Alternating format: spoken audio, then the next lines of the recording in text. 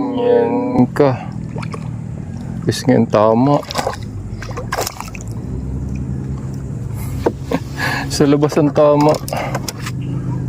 Himala, nagkabangbangin.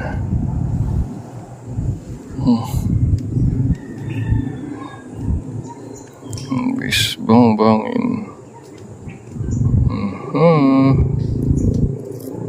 Hindi nabigo sa spot na rin.